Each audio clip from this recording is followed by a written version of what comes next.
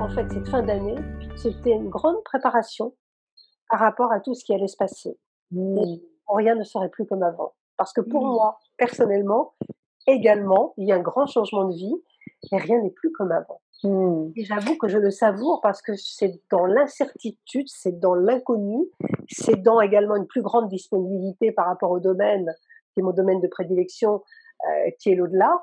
Mmh. Et je suis, en fin de compte, c'est comme si on m'avait demandé d'être plus disponible Disponible. Ah pour ouais, les c'est autres. ça. Mmh. Et aujourd'hui, ben voilà, je le Et vis comme donc, c'est extraordinaire parce que ça précède vraiment cette période particulière hein, que nous avons vécue. Et c'est incroyable que vous ayez reçu l'inspiration à ce moment-là, en fait. Donc, le contenu donc de ce livre, comment il s'est manifesté, en fait? Parce qu'en fait, vous l'avez bouclé juste avant le confinement. Et c'est bouclé qu'est-ce que... Voilà. petit à Ouais. petit, j'écrivais des morceaux, mais je n'arrivais pas, c'était très bien, ça ne m'est jamais arrivé ces Mmh. choses-là. C'est-à-dire Mmh. d'avoir, heu, quelque chose qui est prêt et que vous ne pouvez pas mettre sur le papier. Enfin, tout est Mmh. là, mais on ne peut pas le mettre sur le papier. Et en fait, il s'est je l'ai écrit au fur et à mesure où les choses m'étaient données. Et puis à la fin, ça s'est accéléré. Donc on l'a fini très vite, parce que tout a été très vite. Il fallait, c'est comme si de l'autre côté, ou ceux qui m'inspirent, ou ceux qui sont derrière moi, me disaient, allez maintenant, vite, avant mars, il faut que ce soit terminé. Mmh. Vite. Maintenant, le temps presse. Et ça a pressé, mais je ne savais pas pourquoi. Mmh. Moi, au moment où je l'écris, je finis, je ne sais pas pourquoi. Moi, Mmh. je ne connais pas le Covid, je ne sais pas ce qui va se passer, mais je sais qu'il va se passer quelque chose. Je le sens, heu, je sens et ça fait 2 ans que je ressens, Mmh. qu'il allait se Mmh. passer, cet épisode du Covid qui est un épisode qui s'est déjà passé, évidemment 1000 fois. Les épidémies, on les connaît, les pandémies un peu moins, hein. La pandémie, c'est quand même une première fois. Mmh. Mais ce Covid qui est, pour moi, quelque chose qui est un accessoire du changement. Je ne dis pas, c'est pas la cause, c'est un accessoire. C'est comme si et on a souvent comparé la Terre pendant ce changement, pendant ce Covid, on l'a souvent humanisé en disant: «La nature, reprend ses droits. La nature, nous laisse à la maison pour reprendre ses droits. La terre se venge». On a entendu même Mmh. Nicolas Hulot qui le disait: «La terre est en colère». La terre, elle est pas en colère. La terre, elle est tout simplement en train de vivre sa vie de terre et elle a ses cycles et Mmh. elle finit un cycle. Elle aussi, elle a ses cycles. C'est pas des cycles menstruels, c'est des cycles Mmh. tous les 780 000 ans et elle Mmh. finit celui-là. Mmh. Et nous sommes en train de vivre une fin de cycle terrestre. Alors il va y avoir une période de changement. On commence par les changements climatiques. On va suivre avec des changements de température, des changements géographiques. Euh, et on va le vivre, on va le traverser parce que nous sommes là. De toute façon, on ne va pas disparaître. On va Mmh. s'adapter, on va le traverser. Ce changement, il a déjà été vécu par des humains. On sait, et je l'écris dans le livre, hein, en ayant fait des recherches, que après le premier changement de ce cycle terrestre que nous sommes en train de connaître, il y a eu des modifications sur l'humain. On sait qu'apparemment, il y aurait eu plus de nanisme, par exemple, plus de gens avec l'humanité a été beaucoup plus percutée, touchée. Nous, on le sera moins parce qu'on est une humanité qui a évolué médicalement. Et puis, on a évolué aussi intellectuellement et puis dans le développement. Mmh. Mais notre ADN va être touché par ce développement, par les fréquences que nous recevons. Et en fait, comment ça se manifeste? C'est pas juste un changement climatique qui nous affecte. C'est un changement de fréquence. Quand je parle du changement climatique, tout est fréquence. Mmh. Tout est vibratoire. Mmh. Tous ceux qui sont avec nous ce soir, ils savent, je pense qu'ils sont assez aguerris à tous ces thèmes, que tout est vibratoire. Donc nous vibrons, nous recevons des vibrations en permanence, des vibrations du lieu où l'on vit, des vibrations des gens que nous rencontrons et des vibrations de la nature, de la terre, du cosmos. Et nous sommes en ce moment percutés par des vibrations que nous n'avons jamais connues avant. C'est un petit peu comme le Covid. Mmh. La Covid, devrais-je dire. La Covid, on ne l'avait pas connue. Exactement. Oui. Oups là, pardon, attendez. Oh, attendez Patricia, excusez-moi, excusez-moi. Hop là. Ah, il y a un petit problème. Ah, excusez-moi, hein. Ah, est-ce que là ça va marcher ou pas? Il y a un petit problème de son. Vous pouvez essayer de voir si vous pouvez réactiver le son, Patricia, sur votre. Ah, ça y est, voilà, là, ça ça y est. va. Ouais, ça y est. D'accord. Merci, Pardonnez-moi. excusez-moi. Non, non, c'est. Alors, Et donc, oui, la Covid, vous disiez, le Covid n'existait pas avant, en fait. n'existait Oui, pas. oui, Donc, tout à on fait. rencontre un virus qu'on n'a pas rencontré auparavant, c'est pour ça qu'on n'a pas d'immunité, qui évolue comme il le veut, on ne connaît pas du tout, qui nous pose problème, mais on en aura d'autres, parce que les virus existent bien avant nous. Et en fait, nous ne sommes que des passagers sur cette terre, nous ne sommes pas les propriétaires de la Terre. Et les virus ont existé au temps des dinosaures. On va avec la fonte des glaciers, avec les changements vibratoires, avec aussi peut-être les docteurs font l'amour dans les laboratoires. On ne sait pas, parce qu'on ne sait pas d'où il vient ce virus. Mais on a de grandes chances de connaître d'autres virus. Et aussi, puisque nous avons cette capacité incroyable de faire des anticorps, parce que nous avons cette capacité incroyable, c'est de nous adapter. Et nous sommes toujours dans l'angoisse de ne pas savoir le faire. Mais nous savons nous adapter. Et est-ce que justement ce changement d'ADN dont vous parlez, c'est par ce processus-là justement, cette adaptation et donc ce changement d'anticorps, enfin voilà, les anticorps qu'on va pouvoir avoir et qui vont se défendre. Enfin, il y a tout un processus qui va se mettre en place. Il y a tout un processus, c'est-à-dire on est percuté par des vibrations, par des énergies nouvelles, des vibrations. Bon, il faut savoir que la Terre émet à une densité, la résonance de Schumann. On va pas refaire un cours sur la résonance de Schumann, mais on sait que il y a une accélération dans la densité du temps. On est à peu près à 16 heures au lieu de 24 heures par jour dans la densité. On sait que les vibrations terrestres sont tellement accélérées qu'elles perturbent les champs magnétiques qui sont censés la protéger. Ils se raréfient. En se raréfiant, on sait aussi, et c'est pas moi, c'est pas Patricia Daré qui l'invente et qui le proclame, mais on sait aussi que les scientifiques ont trouvé que la raréfaction des champs magnétiques, il y a des trous dans les champs magnétiques autour de la Terre, puisque le nord magnétique est en train de basculer vers le sud magnétique, en créant des trous. On sait qu'on perçoit par ces trous des vibrations, des fréquences qui viennent du cosmos en fait, et qu'on ne percevait pas auparavant, puisqu'on était hyper protégé par les champs magnétiques. Et donc, on perçoit de nouvelles informations. Quand on est frappé par ces fréquences, on est frappé par des nouvelles informations. Une fréquence, c'est une information. Notre corps et notre esprit, notre cerveau, acceptent ou pas, ou réagissent vivement à ces nouvelles fréquences qui sont des nouvelles données qu'il faut enregistrer et auxquelles il faut trouver des réponses. On sait aussi que le système endocrinien est frappé par ces nouvelles fréquences, que notamment la mélatonine, donc la glande pinéale qui doit fabriquer la mélatonine, la fabrique beaucoup moins, donc on est en carence de mélatonine, donc on dort beaucoup moins bien, donc on est beaucoup plus stressé. Qui dit moins de mélatonine dit plus de stress, ce qui explique aussi notre état de stress et d'anxiété et d'hypersensibilité. Moins de mélatonine, c'est une hypersensibilité plus importante.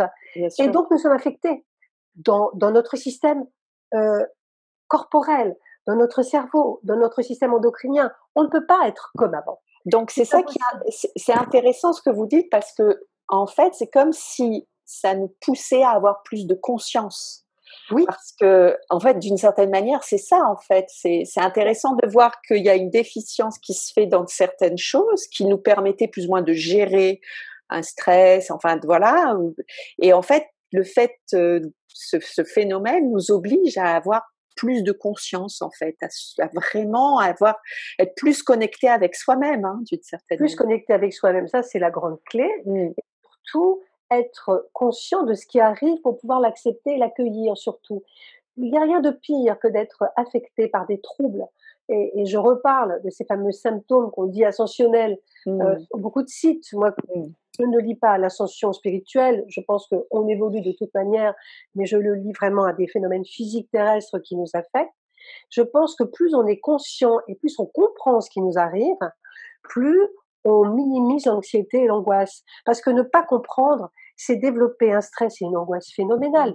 C'est-à-dire, beaucoup de gens se disent, mais qu'est-ce qui m'arrive? J'ai des acouphènes que j'avais pas avant. Je vois moins, même si maintenant, on me fait des examens physiques et on me dit que tout va bien, mais moi je sais que je ne vais pas bien, j'ai des douleurs incongrues, j'ai des vertiges que je n'avais pas, personne ne trouve la cause, mais tout le monde est affecté par des problèmes auxquels la médecine ne répond pas, parce que c'est tout à fait nouveau et ça répond à des percussions de fréquences nouvelles. Et je ne parle même pas des bipolarités, puisque les bipolaires aujourd'hui, qui sont des gens qui vont up et down sans arrêt, on a beaucoup de bipolaires, on en a de plus en plus, mais qui sont souvent déclenchés par ces énergies. Je ne parle pas de la fibromyalgie, qui est une maladie des plus mystérieuses pour la plupart des médecins et qui frappe de manière incongrue et de manière Beaucoup de étrange, femmes. avec des douleurs, avec des incapacités de bouger, etc. Tout ça, moi, je le lis. Je le lis à ces fréquences qui sont en train de nous modeler. C'est passager. C'est passager, c'est-à-dire que nous ne sommes pas condamnés. Nous allons nous adapter, mais pour s'adapter, il faut être conscient que l'on peut s'adapter. C'est tout bête. Quand vous êtes conscient que vous pouvez vous adapter, vous déclenchez votre possibilité d'adaptation. C'est comme ça. L'esprit ouvre à une possibilité d'adaptation. Vous savez, c'est comme quand on est malade et que on prend rendez-vous avec le médecin et le fait d'avoir pris rendez-vous, on va déjà mieux. Oui, c'est Parce vrai. qu'on ouvre à la possibilité d'être guéri bientôt. Et donc, on se guérit, on met en marche le processus de guérison. Eh bien, savoir que l'on peut s'adapter, c'est mettre en marche le processus d'adaptation et de se dire, c'est passager, je subis des choses, mais pourquoi? À quoi vont servir ces choses? Et dans mon livre, je l'explique. Pourquoi on est frappé et qu'est-ce qui va se passer? On est en train de développer une hypersensibilité, une grande sensibilité. C'est-à-dire que les gens qui n'avaient pas ces problèmes de sensibilité, alors quand je dis sensibilité, c'est vraiment être sensible à tout, être sensible à une image, être sensible à... Alors, je prends l'exemple parce que elle est quand même phénoménale, c'est la torture animale.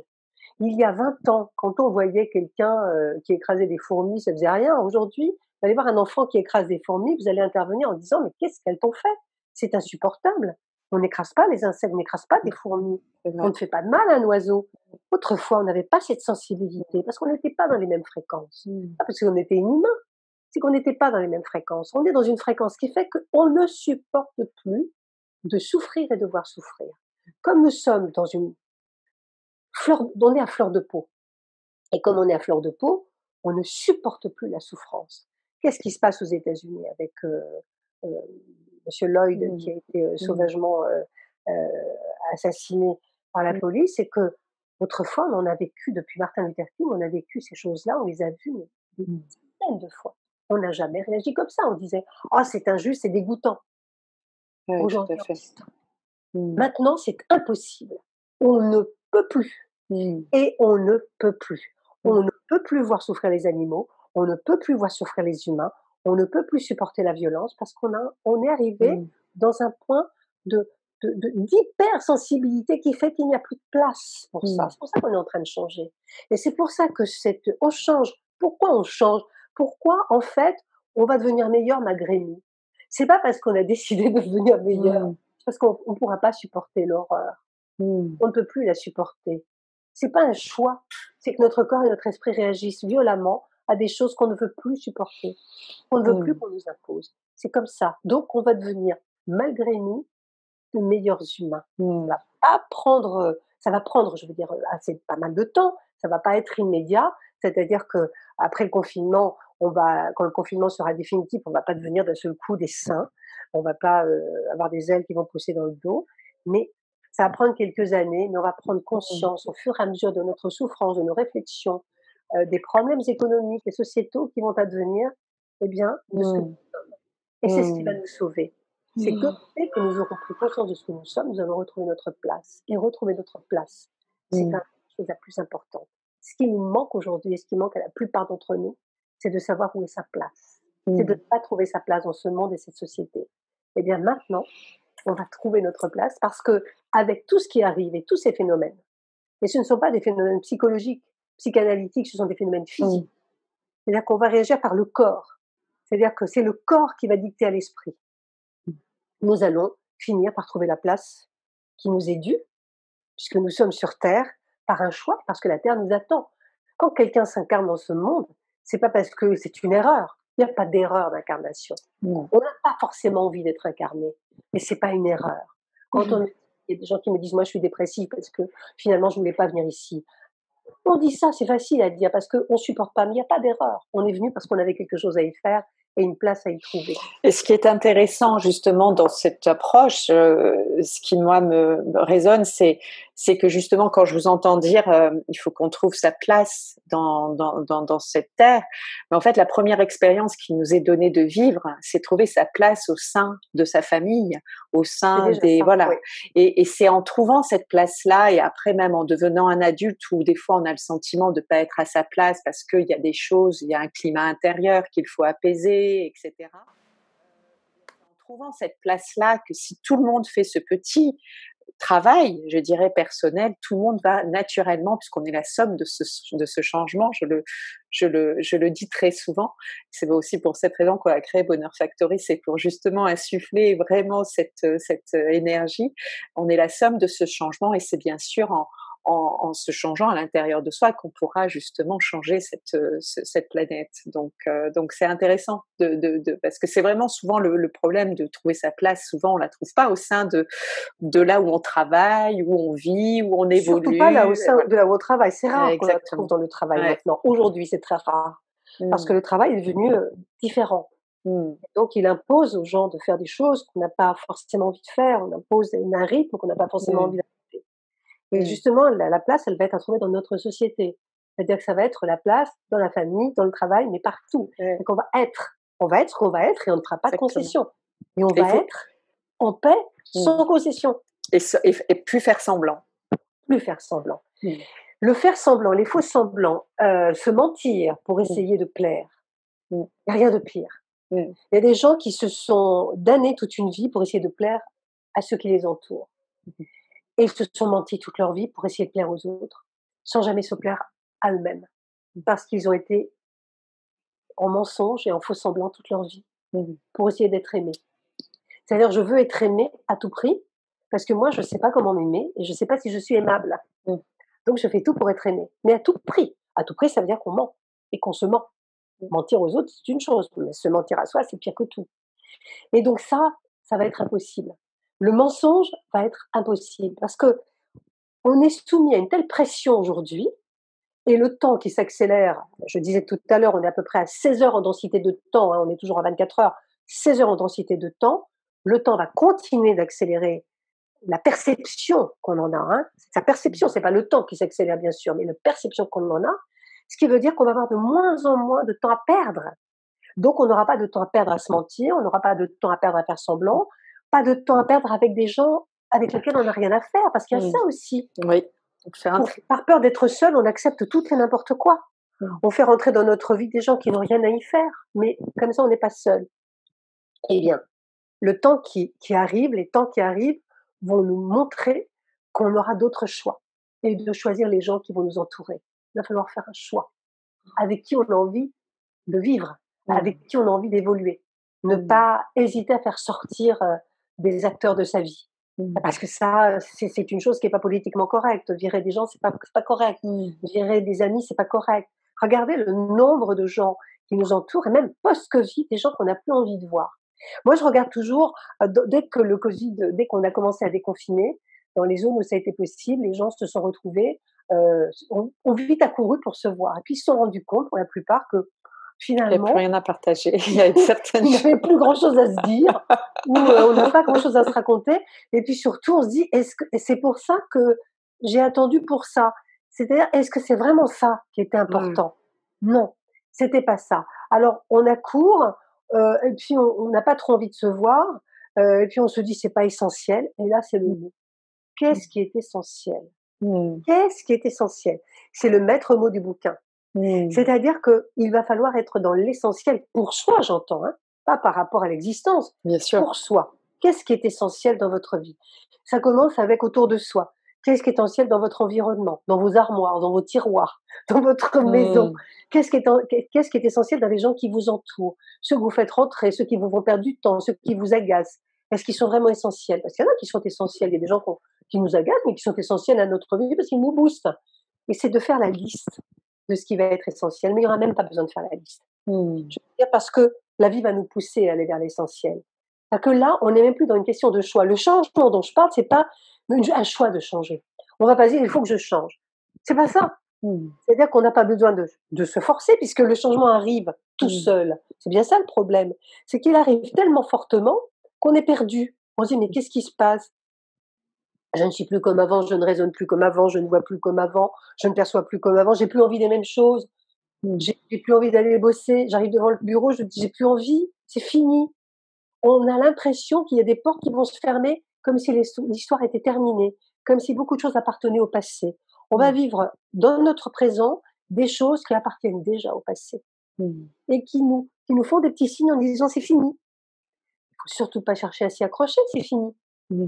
Donc il Tout faut à se fait. tourner vers autre chose. Et la peur que l'on a dans le changement, c'est qu'on a peur de se tourner vers autre chose, Mmh. vers l'inconnu surtout. Et il va falloir se faire confiance, parce que c'est l'inconnu qui va nous apporter la renaissance. Et je parle de renaissance. Le changement, c'est pour renaître. C'est pas pour être une ombre jusqu'à la fin de sa vie. Renaître, c'est trouver sa place et c'est être utile. Utile aux autres. Pas forcément en les servant, pas forcément en faisant du caritatif. L'utilité, ça peut être extrêmement variable et d'une façon qu'on n'imagine même pas, qu'on n'a Mmh. pas encore trouvé. Ça peut être par la peinture, en leur apportant des images, en leur apportant de la musique, en leur apportant simplement notre présence, en les aidant bien sûr, mais ça peut être extrêmement varié. Mmh. Le demain appartient aux autres. Mais pour être utile pour les autres, il va falloir se départir de choses qui nous font perdre notre temps. Mmh.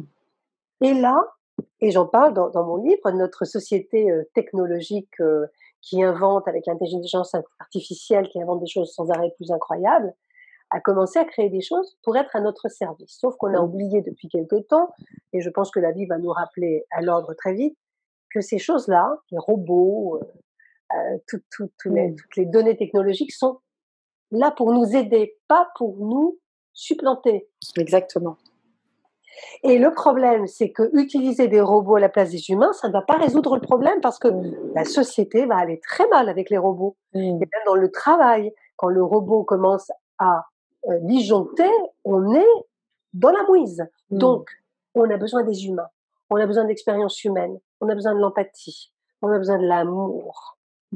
On ne peut pas vivre sans amour, mais que ce soit un guichet de la sécu, que ce soit on a besoin d'amour partout. Aucun robot ne peut substituer cela. En revanche, ils sont là pour nous donner un coup de main, pour ne plus perdre du temps à des choses qui nous empêchent d'être là où on devrait être. Mmh.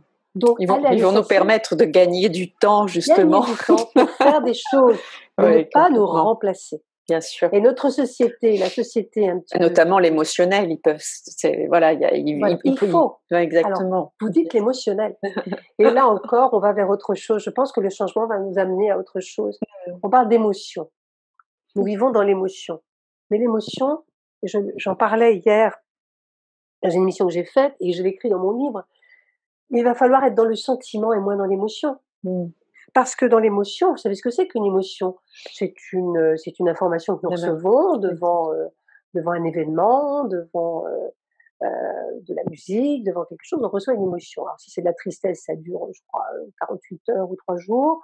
Quand c'est une joie, ça, je sais plus, il y a un minutage pour chaque Mmh mh. émotion, ça va au cerveau, ça provoque un état qui va durer plus ou moins longtemps. Et on a eu tendance, dans les dernières années, à confondre émotion et sentiment. Mmh. On ne sait plus faire la différence entre une émotion et un sentiment. Alors, expliquez Alors, bien pour eh voilà, bien pour voilà, c'est important. Quand on rencontre des gens, on dit: «Oh, il est génial, j'ai eu une émotion en le voyant». Ben oui, mais ça ne veut pas dire qu'on l'aime. Mmh. Avoir une émotion, ça veut dire qu'on a une information par rapport à la personne, elle nous est sympathique ou antipathique. Alors, un indicateur. Mmh. L'émotion est un indicateur, mais ça ne veut pas dire qu'elle crée le sentiment. C'est-à-dire qu'on peut avoir une émotion négative et revenir sur un sentiment positif et durable derrière. Et inversement, avoir Mmh. une émotion hyper positive, être déçu et développer un sentiment négatif. Mmh. Donc, il ne faut pas confondre. Le sentiment, c'est durable, c'est solide, c'est constructif et ça nous construit, Mmh. ça nous élabore. Nous élaborons avec le sentiment, pas avec l'émotion.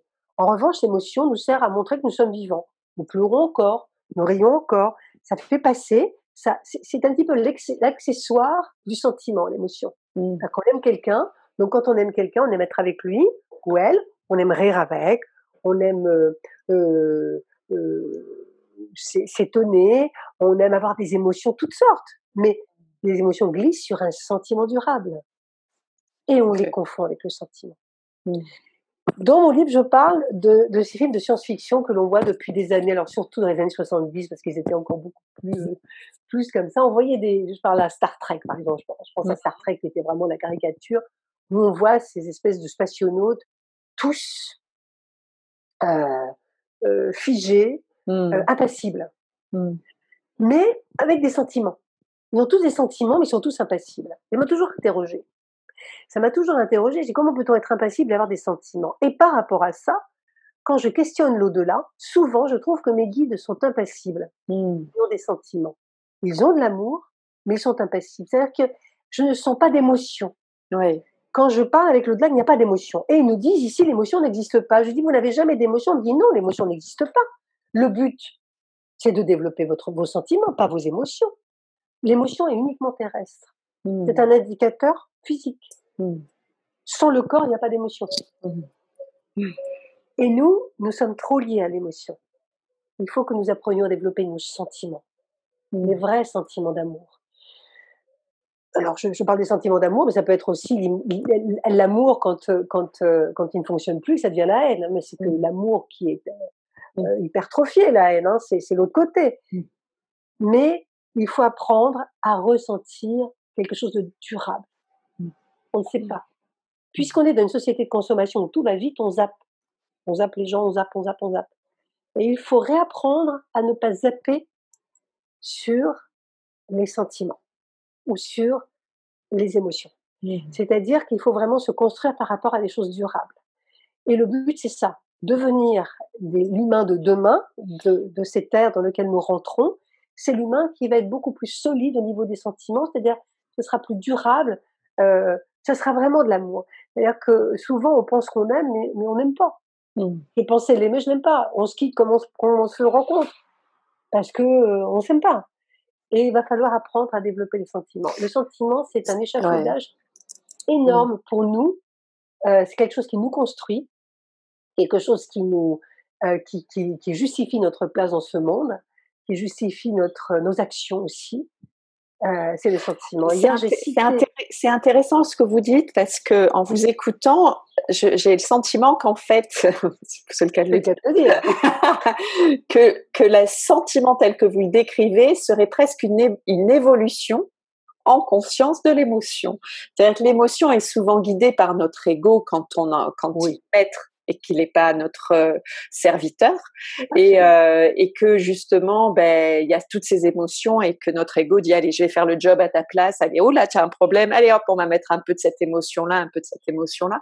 Et c'est intéressant de vous entendre la façon dont vous décrivez les choses parce qu'il semblerait vraiment que ce que vous nous proposez et qui est vrai parce que je pense que c'est déjà un travail que nous opérons quand on est sur ce chemin de conscience, c'est de vraiment transformer ces émotions en sentiments, Ah oui, en étant dans l'essentiel, c'est-à-dire de mettre vraiment ouais, des valeurs fortes en fait de les transformer en fait ces émotions en véritables sentiments, de donner presque de la matière en fait. C'est intéressant. exactement, de la substance. Ouais, de la substance. Corps, de la substance. Exactement. Ce Ouais, n'est c'est plus des très clics. Un sentiment, intéressant. c'est pas un clic. Je Ouais, clique et je déclique. C'est pas ça. c'est Parce qu'on ça a qui est, tendance ouais. toujours à cliquer. Ah, quelque chose. Ah, je kiffe, comme on dit. Je kiffe. Ouais. Ah, je kiffe plus. Ah, je kiffe. C'est ça, en fait. Mais c'est un jeu. Mmh. C'est pas un jeu. Et à force de jouer, on est en train de se perdre. On est en train de ne plus savoir qui on est. Mmh. Quand on parle de sentiments, ça nous ramène à nous. Et ça nous ramène à l'introspection. C'est savoir que pour être bien dans le monde qui vient et pour être dans la Mmh. renaissance par rapport à tout ce que l'on vit, il va falloir savoir qui on est vraiment. Et pour Exactement. savoir qui on est, il faut aller à l'intérieur de soi. Il faut Mmh. accueillir tout ce qu'on est, même ce qui dérange. Il faut plus Mmh. se mentir. Même je disais, faire l'introspection, c'est commencer par des petites méditations. La méditation, c'est vrai que c'est quelque chose de formidable parce que c'est ouvert à tout le monde. On Mmh. médite comme on peut, comme on veut. Il y en a qui méditent profondément, d'autres qui font des petites méditations. Exactement. Début. C'est le Mmh. début de l'introspection. C'est le début de la visite en soi-même pour dire bon, j'en suis où, je suis qui, qu'est-ce que je reçois. Quelquefois des choses négatives qui remontent, qui remontent. Alors on essaie de les cacher. On devient faux à ce moment-là. On dit Mmh. je suis dans la lumière, je veux pas, je suis pas comme ça. C'est faux. On est tous avec des pensées négatives et des pensées tordues. Bien On a sûr. des sentiments d'envie, de jalousie qui arrivent de Ben, temps on en expérimente la dualité hein, temps. quand Bien on est là, sûr. bien Et puis sûr. on a des choses terribles qui nous dérangent. Moi, j'ai des pensées qui me dérangent terriblement. Je me dis: «Mais qu'est-ce que c'est que cette pensée que j'ai envers cette personne? C'est horrible!» Mmh. Donc j'essaie de la chasser, mais elle revient parce que je ne l'accueille pas. Et c'est pas en Mmh. la mettant dans un coin, elle va réapparaître dès que je vais avoir le dos tourné. C'est C'est une pas en la partie de mettant dans soi un qui coin qui s'exprime. n'existe pas. Il faut comprendre Mmh. pourquoi Ouais, et d'où vient cette peur. Parce que ce sont les peurs qui font que nous exactement. avons ces sentiments négatifs, ces pensées négatives viennent des peurs. En fait, toutes les Mmh. pensées négatives sont, heu, motivées par les peurs. Mmh. La colère, la colère alors je ne dis pas que c'est pas nécessaire. Les colères sont nécessaires pour Mmh. avancer. Quelquefois, on avance dans la colère, on fait des choses qu'on n'aurait jamais fait, pendant des années, dans une espèce de béatitude, nonchalante. Mmh. Mais il faut savoir que se reconnaître, trouver pourquoi on a telle ou telle pensée, pourquoi on n'aime pas quelqu'un, dire: «Je ne peux pas supporter cette personne», pourquoi on ne peut pas la supporter? Il y a une Il partie faut de aller soi. chercher en Ouais, nous. Qu'est-ce qui me dérange? exactement, Qu'est-ce qui me dérange? Qu'est-ce qu'elle renvoie de moi que j'aime pas? exactement. Qu'est-ce qu'elle elle me fait elle j'ai peur de qu'elle me prenne quoi? Mmh. J'ai peur qu'elle me prenne qui? Mmh. Et c'est des choses de possession, de possessivité, de jalousie, des choses mais il faut les accueillir parce que c'est en les accueillant qu'on les dompte, Bah, qu'on heu les transmute aussi. et qu'on les mais bien sûr, qu'on les transforme Mmh. et on a trop tendance et je trouve que dans le monde spiritualiste, on a trop de gens qui jouent les bons samaritains dans la lumière, mais qui sont pas du tout, en fait Mmh. et dès qu'il y a une toute petite, un tout petit truc qui va pas, ça explose. C'est Il y a plus vrai. de lumière du tout. On a des gens qui Ouais. qui deviennent une espèce de dictateurs tyranniques, infernaux, on dit: «Ah bah, je pensais pas qu'il était comme ça». Parce que parce que C'est en vrai. fait, on peut pas masquer la réalité. Moi, je préfère avoir quelqu'un qui se dit: «Moi, je suis pas parfait, je te préviens je préviens, je rouspète, je gueule, je supporte pas», mais je préfère que Ouais, quelqu'un c'est qui me vrai. dit: «Je suis toute lumière», parce que c'est pas vrai. Ouais, c'est vrai. Oui, Tant qu'on est tout à sur terre, fait. on peut pas être toute lumière. On sera peut-être après. Ici, on apprend et Ouais, pour ouais. apprendre, on se donne la main parce qu'on Mmh. est tous pareils, on a tous des peurs, on a tous des douleurs, on a Mmh. tous des trucs qui nous poursuivent depuis l'enfance ou Ouais, peut-être même c'est vrai. avant et il faut se donner la main pour essayer, eh ben, de les surmonter et de Mmh. savoir qu'on est tous importants. Alors justement, Patricia, avant de passer aux questions, parce qu'on va essayer de donner la Oui, place à des bien questions sûr. de nos auditeurs, j'avais une autre, quand on a échangé pour préparer cette webconférence, vous parliez justement de lâcher une partie de ce soi inutile en fait et des étapes un peu à franchir. On parlait de sacrifice également, parce que c'est ça qui fait peur aussi par rapport à ce qu'on est en train de vivre, ces passages-là, parce que vous dites clairement que ça va pas être agréable ce qu'on va vivre dans les prochaines années. On va savoir s'adapter et qu'il y a une partie de soi, voilà, qu'il va falloir lâcher, transmuter, puisqu'on en parlait un petit peu aussi. Donc voilà, parler de ces étapes à franchir. Enfin, bon, Bien ça, c'est sûr, voilà. parce que plus rien ne sera comme avant. Mmh. Même si on le veut, ce n'est déjà plus comme avant. Ce Mmh. n'est déjà plus comme au mois de février. C'est-à-dire qu'on est au mois de juin et le Oui, mois de c'est juin vrai. n'est déjà plus comme le mois de février. Mmh. C'est-à-dire on ne sera plus pareil avec les autres, on ne va plus ressentir les mêmes choses. Déjà, on a changé, Mmh. on a sacrifié, on a laissé tomber des choses. Déjà, ça commence, on a laissé tomber des choses. Donc on essaie de faire semblant, puis il y a des gens qui essaient de faire comme si. Mais Mmh. c'est pas la peine. Mmh. Il y a des choses qui sont parties, qui ne reviendront pas. C'est comme ça. Moi, j'appelle ça le sacrifice. Il va falloir sacrifier. Il va falloir aussi retrouver ces vieilles valeurs qu'on a abandonnées parce qu'elles faisaient un peu ringardes, parce que notre société, veut que ça aille vite et que ce soit branché. Des vieilles valeurs qui sont pas tellement branchées, mais qui s'appellent le courage et la dignité. Alors retrouver la dignité, loyauté, courage et dignité. Alors ça paraît idiot à dire, ça paraît désuet. Comment vous Comme le l'exprimez courage et ça la en fait? dignité, Oui. c'est très important de les avoir pour continuer. Mmh. Sinon on va se perdre. La C'est-à-dire vous, dignité, comment le manifester en fait pour de votre point de vue? alors, quand je Mmh. dis courage et dignité, c'est de pas se perdre justement en disant: «Moi, j'ai le droit». Vous savez, les réseaux sociaux ont donné, ce droit d'exprimer tout et Oui, n'importe quoi. On se exactement cache et derrière gratuitement d'ailleurs aussi. gratuitement derrière des Ouais. faux profils avec des faux noms, on dit tout et Mmh. n'importe quoi. Et donc on perd sa dignité dans les réseaux sociaux. Il y a beaucoup de Mmh. gens qui ont perdu leur dignité. Il y a des gens même qu'on croyait extraordinaires et qu'on a vu, moi j'ai découvert des gens qui ont perdu leur dignité par les réseaux Mmh. sociaux parce qu'ils se montrent, indignes parfois, Mmh. heu, dans leurs réflexions, dans leur façon de dire, dans leur toute-puissance ou dans leur soi-disant toute-puissance. La dignité, c'est simplement respecter les autres, mais en Mmh. commençant par se respecter soi-même. Mmh. C'est-à-dire la dignité, c'est rester digne, c'est ne pas se commettre dans n'importe quoi. C'est ne pas avoir une espèce d'instinct grégaire où on suit n'importe qui, n'importe quoi. On reste digne. On Mmh. prend du recul par rapport aux choses. Pour moi, la dignité, c'est le recul. Mmh. Prendre du recul au lieu de foncer tête baissée en faisant n'importe quoi, c'est garder une certaine dignité. Oui, oui. Et la dignité est importante par rapport à ça.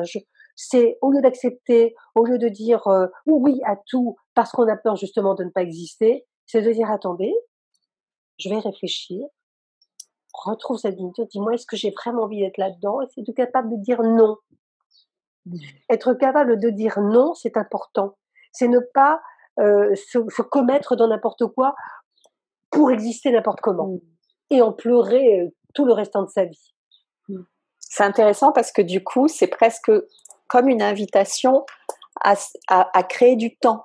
Parce que c'est vrai qu'on a eu cette tendance à réagir, à surréagir dès Bien qu'on a sûr, quelque chose. Mais là, c'est intéressant, avec ce temps qui passe vite, en fait, on est invité à, au contraire, ralentir le temps et à être dans cette conscience, en fait, parce que absolument. voilà, de réfléchir et de dire, attention, ne réagissons pas comme ça. Quand on voit quelque chose, en effet, toujours ce travail de se dire, attends, pourquoi tu réagis comme ça?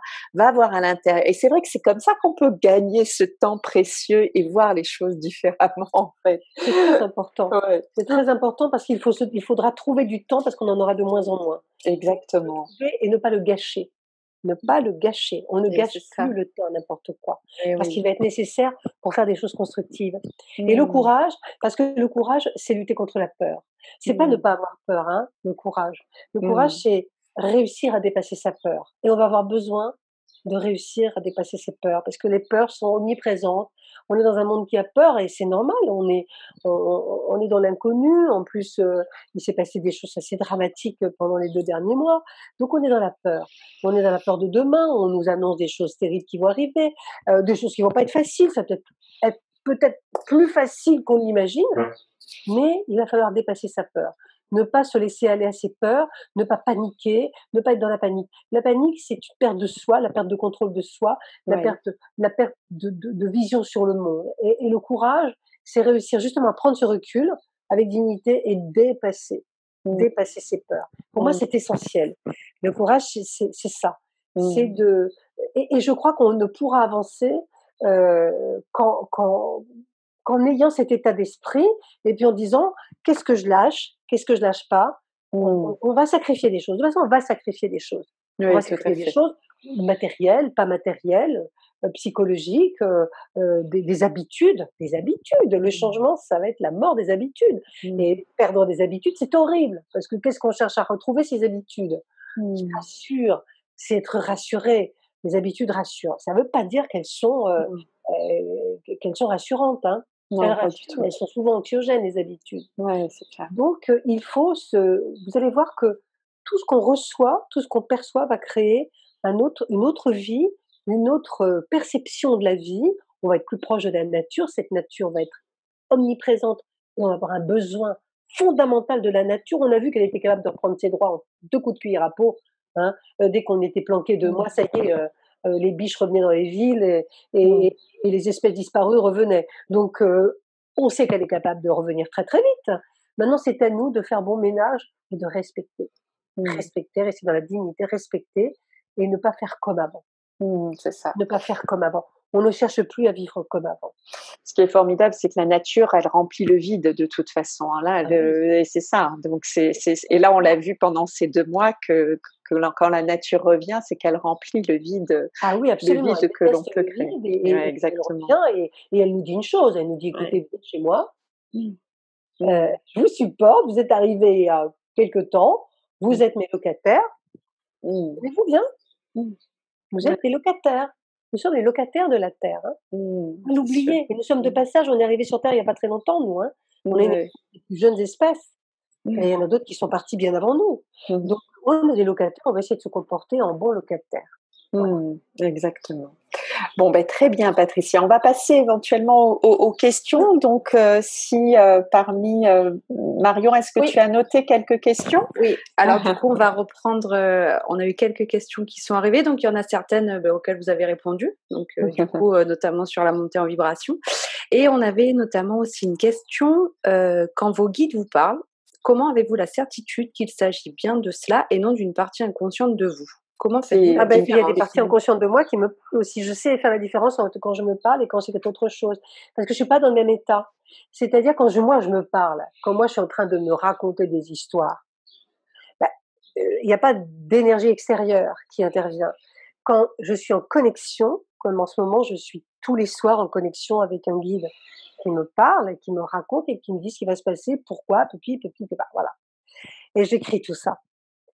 C'est une connexion extérieure, c'est-à-dire que je suis en contact avec une énergie que je perçois et qui va comment vous dire, m'investir et qui va me mettre dans un état d'esprit en onde, je sais pas si en onde alpha, je suis dans un autre état d'esprit, je suis dans un autre état, pas hypnotique mais presque, où je capte, j'entends, je parle et puis dès que ça se termine, c'est fini. Voilà. Quand moi je me parle et que je me dis il faudrait faire ci ou ah oui, il y a quelque chose qui se passe, c'est moi. C'est l'inconscient, on l'entend, on le sent. Il y a pas, ça ne change guère la vibration. Les voix de l'inconscient ne changent pas votre vibration, puisqu'elle vient de vous, ça émane de vous, ça reste dans votre vibration. La vibration extérieure, croyez-moi, je l'aperçois et elle me perturbe beaucoup. Et quand cela arrive, je suis complètement déphasée, c'est-à-dire que j'ai un pied de l'autre côté, un pied ici. Et ça dure tout le temps de la connexion. C'est comme si j'étais ici et maintenant, mais que j'étais ailleurs, euh, dans dans un no man's land, dans un non-temps. C'est très curieux. Ah, c'est très, alors, c'est très inconfortable. C'est Très inconfortable. Parmi vos capacités extrasensorielles, c'est de la clairaudience ou de la alors les deux, clairvoyance? je le vois. Oui. Par exemple, Ouais. le guide, je le vois parce que c'est un guide que je vois, qui se humain, voilà, qui est venu sur Terre. Je le vois, il me parle. C'est de la clairaudience, mais c'est de la. Alors, je n'entends pas la voix qui parle, j'entends la pensée qui s'exprime. D'accord. C'est difficile à expliquer. J'entends sa pensée, je note toute sa pensée, tout ce qu'il me dit, je le note. Il me dit des choses, j'apprends beaucoup de choses. D'ailleurs, je vais l'écrire parce que je pense que c'est essentiel. Parce que je suis en train d'apprendre des tonnes de choses qui me bouleversent un peu et je pense que ça sera utile. Mais c'est vraiment une perception très bizarre.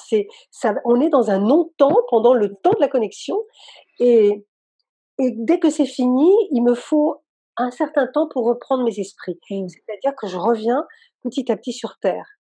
On est vraiment déconnecté. Quand c'est moi qui me parle ou quand je me raconte des histoires, ben oui, moi aussi mon inconscient me parle en disant oh là là, c'est beau, tu devrais, il faut que tu ailles là. Mais c'est moi. Donc je ne change absolument pas. Vous savez, la différence, c'est comme si vous me disiez comment faites-vous la différence entre la pluie et le soleil. Et je pense que d'ailleurs vos guides, ils vous parlent pas au conditionnel. Non. Voilà déjà. Moi, je sens quand je me parle que c'est extrêmement foireux ce que je me dis. Je pense que c'est un des, oui, c'est ça. Et je me plante, hein. Moi, quand je me parle et que je me donne des conseils, souvent je me plante, hein. Oui. Et vous parlez, et vous parlez au conditionnel quand vous. Au conditionnel. C'est ça. Mais c'est exactement ça. Et il n'y a aucune hésitation à avoir. Aucune hésitation à avoir. C'est sûr. C'est vrai que c'est souvent des messages. Des fois, bon, quand il y a une intuition aussi forte que je reçois, moi personnellement, des fois je dis souvent à Marion, en fait, c'est des mots ou des phrases que je dis pas, c'est pas la façon à moi de parler, quoi, en fait. Donc c'est ça. On reconnaît. On reconnaît quelque chose qui vient d'ailleurs, quelque chose qui ne nous appartient pas, quelque chose qui nous appartient. Quand ça ne nous appartient pas, on l'identifie immédiatement. Ouais, c'est ça. On l'identifie immédiatement. Ça ne m'appartient pas. Je ne sais pas pourquoi cette chose vient là. Et on le sent immédiatement. C'est quelque chose qui est extérieur à moi. C'est ça. Ouais. Donc, et justement, on nous demande ce que ont pu vous dire vos guides sur la raison de la venue du Covid. Mais les guides, je vais vous dire un truc et je vais être extrêmement, vulgaire, ils s'en tamponnent le coquillard partout. Ils s'en foutent des virus, des maladies, de qu'on soit fatigué ou malade, ils s'en foutent. Parce que je vais vous dire, pour eux, le Covid, c'est comme si, on parlait de l'importance du diadème dans une robe de mariée. C'est exactement ça, c'est un accessoire. Pour eux, le Covid, c'est une manière alors quand on parle du Covid, j'en parle, je dis: «Mais le Covid», ils disent: «Le Covid, oui, c'est un virus et puis il y en a qui vont être malades et pas d'autres. Et puis voilà, vous allez rester à la maison» et bah, ça n'a aucune importance. Eux, ce qu'ils voient, c'est ce que ça transforme en nous et c'est ça Mmh. ce qui les intéresse. Vous savez, les guides, la mort, ils s'en fichent. Moi, quand souvent je dis: je prie pour quelqu'un, je dis: «Il est mort». J'ai perdu des amis pendant la crise de Covid, j'ai un ami qui est mort. Chez lui tout seul, ça a été épouvantable. Je disais: «Mais mon Dieu, comment avez-vous pu?» Et il me dit: «Bah oui, bah il est là». Et alors? Quel est le problème? Mmh. Il ne voit pas le problème. Quand on dit: «Mais il est mort», oui, et alors? Du Mmh. genre: «Mais toi aussi tu vas mourir un jour, toi aussi tu mourras et tu sais pas quand et d'autres aussi vont mourir et tout le monde meurt depuis le début de l'humanité». Ça Mmh. n'a aucune importance. Alors, déjà la mort n'a pas d'importance pour eux parce que quand on meurt, ça veut dire qu'ils nous accueillent. Donc Mmh. très bien, c'est très bien. En revanche, ce qui les inquiète, c'est qu'on n'évolue pas avant de mourir. Ça, c'est leur préoccupation. Ouais. Et le Covid les intéressait, non pas parce que c'était un virus et qu'il nous faisait du bobo, ça les intéressait de qu'est-ce que ça va provoquer chez eux et est-ce que ça va les aider à évoluer. Mmh. Ils n'ont qu'une chose en tête, nos guides, c'est notre évolution. C'est pas si on va bien, si on n'est pas malade, si on a... Si, ils Alors peuvent... justement, Patricia, c'est intéressant de rebondir aussi sur ça parce que on s'est tous posé la question de toutes ces âmes qui, bon, c'est sûr que on a été impressionné par le nombre de personnes qui mouraient de cette maladie en si peu de temps, en fait, hein, Ouais. parce que en fait, c'est à peu près le même nombre de personnes qui peuvent mourir de maladie sur une année ou quoi que ce Ah oui, soit. mais Mais ça a c'est été vrai que c'était très dramatique. concentré, Ouais. donc c'était d'autant plus. Justement, on se posait souvent la question de ces âmes qui décidaient, on se disait, bon, beaucoup partaient en fait d'une Mm. certaine manière. Quelle information vous auriez pu éventuellement recevoir justement de toutes ces âmes qui, est-ce qu'elles décidaient, qu'est-ce qui se passe, parce qu'on s'interrogeait un petit peu là-dessus en fait. Alors oui, je sais bien parce Mmh. que on se dit: «Est-ce qu'elles vont toutes partir vers la lumière?» Alors, je vais vous dire, la lumière, elle est pour tout le monde, Oui, ça encore c'est une sûr. fois. Mais si quelqu'un n'a pas envie de partir, Mais oui. on ne peut Mmh. pas le forcer. Quand quelqu'un ne part pas, soit c'est parce qu'il n'a pas compris qu'il était décédé, soit parce qu'il se dit: «Mais je ne sais pas où aller» ou «J'ai peur d'y aller». Mmh. Il est encore dans la peur. Soit parce qu'il veut rentrer chez lui, parce qu'il dit: «J'ai ma maison et je vois pas pourquoi je laisserais ma maison à quelqu'un d'autre», hein. Donc il a un attachement au matériel. Mais généralement les gens partent. Mmh. Généralement les gens partent. C'est quand même, on a beaucoup d'âmes errantes, de gens, mais c'est quand même alors beaucoup, mais en proportion d'une humanité qui est aussi très, très nombreuse, hein. Alors Mmh. il y a tellement de gens sur terre, mais les gens partent. Vous savez, quand quelqu'un décède et je pense à toutes ces personnes âgées dans les EHPAD, elles sont parties vers la lumière, bien sûr, parce Mmh. que petit à petit, elles se sont préparées à la lumière. Quand on a un certain âge, je pense et quand on est en EHPAD, quand on est je pense à tous ces papis et ces mamies qui hélas, que même la famille n'a pas pu accompagner et je pense beaucoup plus à la famille qu'aux papis et mamies parce qu'eux, ils sont dans la lumière et ils sont dans la paix. Il y a pas de souci. D'ailleurs, quand on commence à vieillir, on commence à se préparer psychologiquement, même inconsciemment, à partir dans la lumière. Mmh. Très rare Mmh. que les personnes Mmh. âgées restent, très, très rare. Ceux qui Mmh. restent sont plutôt jeunes. Mmh. Mais par contre, les familles qui n'ont pas pu les accompagner, c'est à elles que je pense, parce qu'ils ne pourront pas faire leur deuil Mmh. convenablement. C'est sûr. Moi, Mmh. je pense pas tellement aux défunts, parce que je sais que la lumière existe et que de toute manière, même le pire des fantômes qui errent depuis, 600 ans, il va être récupéré par la lumière et qu'il aura l'impression d'avoir erré pendant 10 minutes. Mmh. Je pense à ceux qui vont rester et qui vont arrêter d'évoluer ou de vivre parce qu'ils seront dans le chagrin et que le chagrin va les mortifier jusqu'à la fin de leur vie. Moi, je pense à eux. Mmh. Parce que le but, c'est d'évoluer et c'est de ne jamais s'arrêter, même sur un chagrin. C'est-à-dire que le chagrin, quand on parle au guide du chagrin, ils disent il faut que le chagrin t'aide à évoluer. Il ne faut pas il te replie. Le repli n'est pas nécessaire. Évolue, que ça te booste et pas que ça te retienne. Ouais, bien Mais sûr. c'est compliqué à faire parce que Mmh. quand on est dans la quand, moi je rencontre beaucoup de parents qui ont perdu leurs enfants, comment voulez-vous dire à quelqu'un qui est, des années après, qui regarde les photos de son petit garçon et qui dit, comment voulez-vous dire: «Il faut que ça te Mmh. booste»?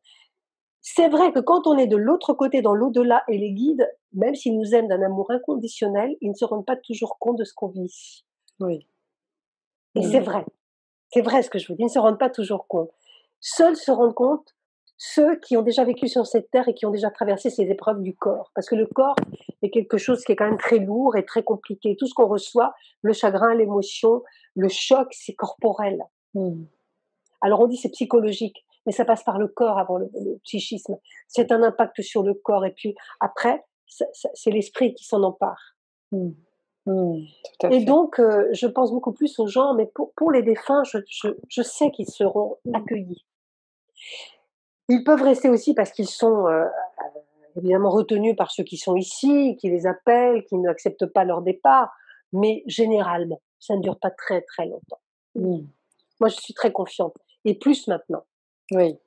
plus maintenant. Parce que comme on est dans un éveil plus important, que les gens en général vont s'éveiller beaucoup plus et sont beaucoup plus conscients de toutes ces choses-là.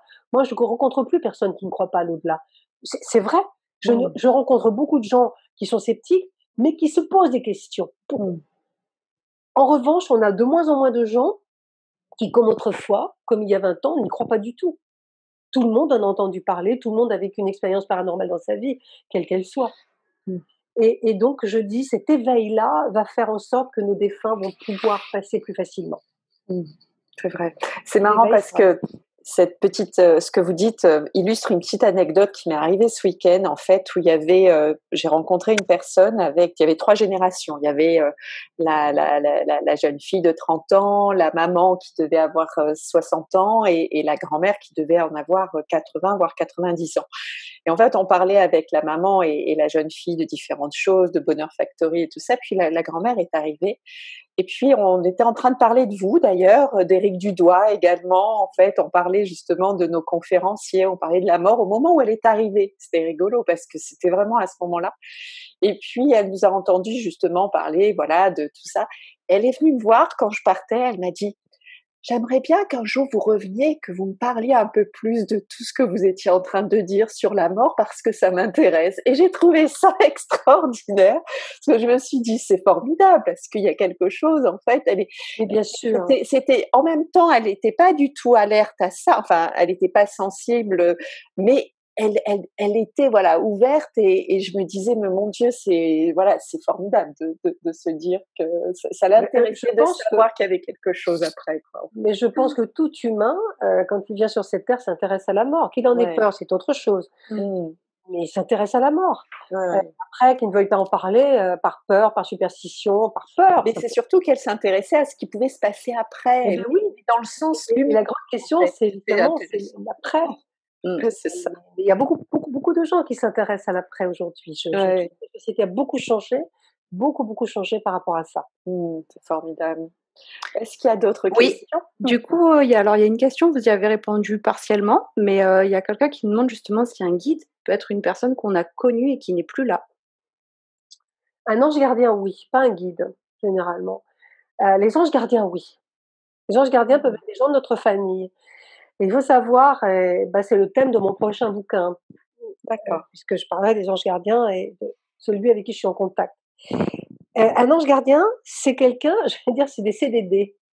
C'est-à-dire que c'est, quand on passe de l'autre côté dans les guides, c'est l'apprentissage. On choisit très vite de protéger quelqu'un. Alors on vous dit, «Qui veux-tu protéger?» On peut être protégé par des gens qu'on ne connaît pas du tout, mais des gens qui résonnent sur la même vibration que nous. L'ange gardien, il a quand même besoin à chaque fois d'avoir une vibration commune avec la nôtre. Ou bien ça peut être notre grand-père, nos grands-mères, des ancêtres qu'on n'a pas connus et qui décident, là où ils sont, de s'occuper de nous et de dire: «Mais moi je vais m'occuper de mon petit-fils, je vais m'occuper de mon arrière-petite-fille Mmh. et je vais veiller à ce qu'elle soit bien et à ce qu'elle soit protégée». Leur travail, c'est grosso modo de nous faire prendre conscience, de nous protéger, tant bien que mal, de ce qui pourrait nous arriver, de nous prévenir. Pas facile, parce qu'il faut qu'on les entende, on les entend pas souvent et puis d'éviter qu'on ait de gros pépins. jusqu'au jour où on en a des gros parce que c'est inévitable et qu'il faut passer par là. Et souvent, ils changent. Donc quelquefois, on a des anges gardiens qui restent là un certain temps, qu'on a connus et qui s'en vont et c'est quelqu'un d'autre. Alors ça peut être quelqu'un d'autre qu'on a connu également qui vient s'occuper de nous. Mmh. Dans les guides, non. Les guides sont souvent ce que j'appelle les guides sont des gens, qui sont souvent qui n'ont pas vécu sur terre. Mmh. C'est rare qu'on les ait connus ou alors on les a connus avant, ailleurs, je ne sais où, c'est un Mmh. autre, peut-être. C'est marrant parce que j'aurais presque cru que c'était le contraire, en fait, donc c'est très intéressant. Oui, le guide qui répond à vos questions, qui guide votre vie, le comité, j'allais dire des guides, c'est des gens qui sont une élévation spirituelle supérieure. L'ange gardien, il est élevé, mais il est pas à ce D'accord, point. C'est-à-dire d'accord. il a encore un lien avec nous, puisqu'il nous protège sur terre, ce qui veut dire qu'il a encore un lien avec la terre. Donc énergétiquement, il a encore la le bah, il Non, il a pas plus la il l'apparence. a plus d'apparence, en fait, mais on sait qu'il a eu cette vie-là. C'est une âme qui nous envoie le fait qu'elle a eu Là, ce qui nous rôle-là. protège et qui nous protège tout le temps, à laquelle on peut se référer, qu'on peut appeler. Alors si on sait qui il est, c'est Mmh. formidable. Si on sait comment il s'appelle, c'est formidable. Si on sait que c'est sa grand-mère, on peut appeler sa grand-mère, puis on peut lui parler, parce qu'ils sont d'une aide quand même extraordinaire et ils sont D'accord, très efficaces. d'accord. Très En fait, ce efficaces. sont des âmes qui peuvent dire, ben voilà, ma vie d'avant ou autre, j'étais ta grand-mère, et cetera. En fait, c'est ça, Absolument, hein? j'étais la D'accord, OK. grand-mère, mais je fais ce travail parce D'accord. que je t'aime, mais parce qu'aussi j'évolue. C'est un Oui, travail, hein, c'est un travail ouais. qu'ils doivent rendre, en fait. Ça fait partie de leur évolution. Être ange Mmh. gardien, c'est pas juste protéger des humains comme ça, c'est une évolution pour eux. Mmh. Et Tout à fait. quelquefois, ils passent dans une évolution supérieure, ils arrêtent d'être notre ange gardien, ils s'en vont parce qu'ils ont autre chose à faire, ils passent ailleurs. Mmh. Et quelqu'un d'autre prend la place. On a Alors, quelquefois 6 anges gardiens dans la vie. il y a une question que là, par contre, je vais inviter plutôt notre auditeur à se référer à votre livre, Carole, puisque justement dans votre livre, vous parlez de preuves scientifiques de la tumute. On en a un petit peu parlé quand même pendant la conférence, mais ça sera mieux d'acheter le livre de Patricia Daré Oui, oui, et oui. de voir un petit peu voilà différents détails que vous pouvez Oui, évoquer je vais sur les refaire un peu, preuves tout à voilà fait. sur les preuves scientifiques. Oui, Il parce y que c'est avait compliqué, oui, puis je vais pas, bien sûr, on exactement. va pas parler de tout ça en précisément, Exactement. Il y avait une question qui était aussi intéressante de Marie Lebrun parce que c'est toujours et vous êtes tellement, on va dire la spécialiste, hein, Patricia, de la manière de parler de la mort. On va voilà et Marie Lebrun nous pose la question: «Comment peut-on expliquer l'après à un enfant?» ça c'est compliqué. Il y a pas mal de livres qui sont parus là-dessus. Je pense que expliquer l'après déjà, savoir que quand on est, c'est pour mourir un jour. Mmh. Or on le cache aux enfants. Je sais pas pourquoi. Mmh. Dans notre, civilisation. Chez les Africains, non, puisque les enfants vivent dans la mort, vivent dans les ancêtres, participent, aux enterrements. En Inde, pareil, on participe, aux enterrements, on fait la fête avec les grands, avec les adultes, tout le monde participe. Mais Mmh. chez nous, heu, déjà, on a un gros problème, c'est qu'il faut pas que l'enfant voie le mort. Donc déjà, on verra pas. Mmh. Alors avant, c'était l'enfant, maintenant c'est tout le monde, hein. Ce que je dis dans mon bouquin, c'est que le mort vous est retiré le jour de sa mort, vous le revoyez tout juste avant la mise en bière et puis après, incinération, c'est terminé. Vous n'avez pas veillé, vous n'avez pas accompagné, vous n'avez pas prié, vous n'avez pas discuté autour de Ouais, on lui fait pas avec les l'autre. rituels qu'il Il y faut, a ouais, c'est ça. pas de rituel, il y a pas Mmh. d'accompagnement. Alors lui, ça va pas changer grand-chose pour lui. Mais c'est pour C'est nous. quand même mieux, mais c'est pour nous. Mmh. C'est qu'on se retrouve avec des gens et aujourd'hui, j'en rencontre plein qui me disent: «J'ai perdu ma maman, je l'ai pas vue, je suis arrivée trop tard à l'hôpital, je l'ai plus vue». Mmh. Alors en période de Covid, j'en parle même pas. Je parle avant le Covid. Mmh. Je l'ai plus vue et on vous remet une urne en disant: «Voilà». Mais non, Mmh.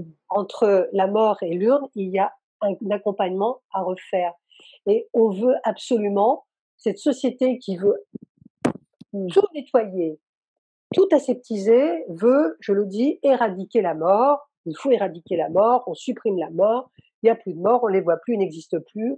Hop, terminé. Stop, Mmh. on Mmh. est pour mourir. Oui, oui. Notre corps va disparaître un jour, notre âme sera là, mais il y a des rituels. Ils ont existé de tout temps. Il y a aussi beaucoup de livres qui sont parus là-dessus. Sur la mort, il y avait aussi des façons. On a porté du noir, on porte plus de noir maintenant. Le noir était une façon de faire son deuil. Les gens qui étaient en deuil pendant, alors il y avait tout un code, j'en parle dans mon bouquin, il y avait pour 2 mois, 3 mois, 4 mois porter du noir. Ben, ça leur permettait pendant l'époque où ils portaient du noir d'être d'abord visibles des autres. On ne venait pas vous inquiéter parce qu'on savait que vous étiez en deuil.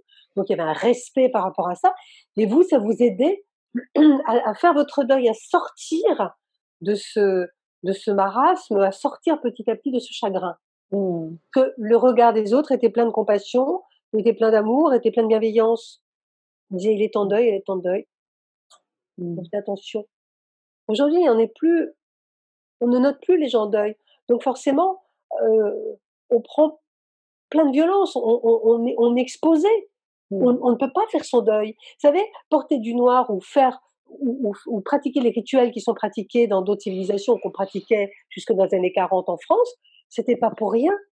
C'était parce que ça nous aidait à surmonter et à reprendre la vie. Aujourd'hui, on fait comme si de rien n'était, mais dans quel état psychologique on se trouve après? On se trouve avec des gens qui, pendant 10 à 20 ans, ne font jamais leur deuil, ne dépassent jamais la mort des parents. Mais c'est surtout qu'en plus, beaucoup de gens se sont coupés de leur spiritualité parce qu'ils ne se reconnaissent plus dans ce qu'ils pensent qui est unique, c'est les religions dogmatiques, en fait, notamment. Donc, il y en a qui cherchent et qui errent un petit peu à savoir comment donner du sens, du rituel à tout ça, puisqu'ils sont vraiment coupés de cette part spirituelle, notamment. Et ils n'arrivent pas à voilà, ils Mais n'arrivent, autrefois, les gens ouais. n'avaient pas plus de spiritualité, mais étaient obligés de passer par le rituel. Ouais, exactement. Et cette obligation de passage permettait une espèce d'auto-guérison progressive, mais on se prenait en charge, on était malheureux, mais on allait s'en sortir. Et le jour où on retirait le brassard noir pour les hommes et la robe noire pour les femmes, Ouais, c'était c'est sûr. fini. On avait passé le deuil, on n'avait plus besoin de ce noir. Le noir qui est une couleur de protection. Hein. Si Oui. on était en noir, si les femmes étaient en noir pour le deuil, on se protège. C'est une couleur de protection. Et aujourd'hui, on le voit plus. On voit que le noir est une couleur satanique. Enfin, c'est-à-dire, non, c'est une couleur de protection. Et en fait, tout ça, on l'a perdu, mais on a perdu aussi, on a perdu notre bonne santé avec ça. On a perdu notre résilience avec ça. Donc, on a perdu beaucoup de choses. Et cette mort, il faut l'expliquer le plus naturellement possible aux enfants. C'est-à-dire, on est né, mais un jour, on meurt. Mais on meurt, ça veut dire que on s'en va de cette terre, mais on se retrouve ailleurs. Il y en a qui meurent avant, ils attendent les autres. Et on est en devoir de vivre bien. Vous savez, les parents qui laissent une lettre aux enfants après leur mort. Moi, je dis que les testaments chez les notaires autrefois, c'était aussi une manière, alors ça se passait pas toujours très bien parce que tout dépend de ce qui était écrit, mais c'était une manière aussi de donner un peu sa bénédiction à la famille. Le mort écrivait une lettre, le notaire lisait la lettre, extérieure à la famille, disait à un tel, je lègue, je sais pas moi, les cuillères en argent, parce que c'est quelqu'un que j'aimais beaucoup, je suis sûre que tu en feras bon usage, je t'ai toujours aimé, toi je t'ai bien aimé aussi, toi je compte sur toi pour réussir. Il y avait une espèce de bénédiction post-mortem qui n'existe plus. Qui n'existe plus. Si on ne s'est pas dit de notre vivant qu'on s'aime, et etc., on est fichu. Et après, j'entends des gens qui me disent, je lui ai jamais dit que je l'aimais. Ben, j'ai dit que lui. Non, je lui ai jamais dit. C'est trop tard, elle m'a jamais dit qu'elle m'aimait, mais elle vous aime. Et dites-lui maintenant. Mais c'est pas pareil. Oui, tout Il n'y à a pas d'écrit. Donc l'écrit est important. Je dis toujours aussi, laissez une lettre à vos enfants, à votre famille, qu'elle trouvera un jour quand vous serez mort, et en disant combien vous l'aimez, et vous guérissez les gens en leur disant combien vous l'aimez c'est sûr. post-mortem. C'est vrai. Vous les guérissez. Parce que si vous saviez que de vivre, et vous le savez autant que moi, beaucoup vivent avec la mort de gens dont on ne sait pas ce qu'ils ont pensé de nous dans les derniers instants, c'est terrible. On est dans le doute, on est dans la culpabilité, etc. La lettre, le petit discours, la parole, la préparation, la veillée, tout ça, ça nous aide à dépasser et à surmonter tout ça. Et il faudra y revenir. Il faudra qu'on fasse la mort moins rapide. Il Et faudra puis que, comme la bon, naissance, la mort soit importante. et si on n'a pas eu le temps justement de faire ceci, on peut toujours aussi écrire et envoyer aussi quelque chose aux Absolument, personnes. C'est important aussi de se absolument, dire qu'on peut le faire aussi après et d'être bien aligné en conscience avec et absolument, dans le cœur, dans le absolument. C'est tout à fait important et, et de parler aux morts et de s'exprimer vers les morts et que les gens, quand ils savent qu'ils vont mourir, écrive, fasse passer quelque chose ou dise à quelqu'un: «Tu le liras après ma mort». C'est très important. Bien sûr. C'est une espèce d'absolution, de bénédiction. Ça n'empêche pas le chagrin, mais ça permet la résilience. Mmh. Et il faut le faire. On est Mmh. trop dans l'incertitude. Il y a des gens qui ne se remettront jamais de la mort de leurs proches parce qu'ils n'auront jamais eu un mot, ils sont toujours dans le doute. Et à chaque fois qu'ils y pensent, ils se flagellent, ils s'autoflagellent de culpabilité, et quelquefois inutile. Mmh. Et un Tout à médium fait. a beau leur dire j'ai votre maman, elle dit qu'elle vous aime, ça suffit pas. Oui, tout à Parce que fait. c'est pas maman qui le dit, c'est un médium. Exactement. Donc Mmh. parlons-nous de notre vivant. Tout à fait. Faisons tant qu'on est vivant. Et écrire une lettre pour après sa mort, écrire à ses descendants, écrire à ses enfants, la laisser quelque part, la donner à quelqu'un en disant ça ne provoque pas notre mort, hein. Faut pas avoir peur de ça. C'est Mmh. juste prévoir, parce que prévoir, c'est aussi protéger les gens qu'on aime. Mmh. Et puis c'est vivre sa vie pleinement et accepter justement, que la vie, la mort et la vie, ça fait qu'un, hein, en fait, hein. Exactement, C'est que ça, exactement. exactement. Merci beaucoup Patricia. Il y avait Marie Lebrun qui complétait sa question sur les enfants justement. Elle rajoute, c'est très mignon, je vous le dis, elle dit: «En fait, il a pleuré en disant que les personnes partaient au-delà et ne pouvaient plus manger de bonbons». C'est trop mignon. Ah, C'est c'est adorable. Il faut trop leur dire que de l'au-delà, il y a des bonbons aussi et qu'on continue de manger après. Et puis surtout dire aux enfants, c'est on se retrouve tous. Mmh. Exactement. On Ouais, se ça c'est retrouve important. tous. Ouais. Et je le dis pas qu'aux enfants, je le dis aux adultes, on se retrouve tous. Mmh. L'amour est la chose la plus importante à partir du moment où l'on vit, où on voit le jour. C'est l'amour qui va mener notre vie. C'est pas la haine, c'est pas l'envie, c'est pas la jalousie, c'est pas la réussite, c'est pas la société, c'est pas l'ambition, c'est l'amour. Et cet amour-là est tellement fort que c'est un moteur qui va nous incarner et qui Mmh. va continuer, ça ne s'arrête jamais. Et après, on se retrouve parce qu'on la seule chose qu'il y a entre les gens, le seul point commun, c'est l'amour. Donc tout Mmh. ce qu'on aura profondément aimé, on le retrouve. Les autres, on les retrouvera pas. Ouais, On ne exactement. recroisera pas nos ennemis, on ne recroisera pas les gens qui n'ont pas compté. Mais par contre, les gens qui comptent pour nous, nos Ouais. compagnons de route sur cette terre, on les retrouvera, et comment? Et Et puis c'est ces ennemis ou ces obstacles étaient là pour notre évolution de Mais toute bien sûr, façon. les ennemis servent à nous faire évoluer. Attendez, les ennemis d'hier sont peut-être les amis de demain et vice Exactement, versa. exactement. Patricia, merci, merci, Merci à vous. merci infiniment. Donc on se retrouve, en septembre, ça va être En génial, hein, septembre, je viendrai avec à plaisir et Aix. je rencontrerai individuellement Voilà, tous ceux qui voudront bien s'inscrire pour un tirage au voilà, sort. Et je le ferai exactement. systématiquement parce que ce qui me manque, c'est de rencontrer les gens individuellement. Je suis sûre qu'il y a des questions à poser, des gens qui veulent savoir et qui n'ont pas Mmh. toujours l'occasion. Et j'ai envie de donner de mon temps. Et je le dis, je le fais inconditionnellement. Et je continue de faire tout inconditionnellement parce que cette dernière partie de vie que je vais vivre, je veux qu'elle soit donnée aux autres. C'est comme Mmh. ça que j'ai envie de m'exprimer, que j'ai envie de la vivre. Voilà. Et Je c'est dirais. vrai que ça rejoint beaucoup tout le sujet de votre livre parce qu'on ressent tous toutes les initiatives qui sont créées. C'est aussi, voilà, de se dire ce qu'on a envie de faire aujourd'hui, c'est on veut contribuer. Voilà, il y a Voilà, il y a exactement. ce sens de se dire on veut contribuer. Et c'est Exactement. aussi pour cette raison que nous avons co-créé Bonheur Factory parce que c'est notre petite façon aussi de contribuer à tout ça. Et Et c'est très donc important. C'est voilà, très, c'est très important. important. Et donc, écoutez, en tout cas, beaucoup de personnes vous disent tous merci, À merci vous tous. Patricia, merci Bonheur Factory.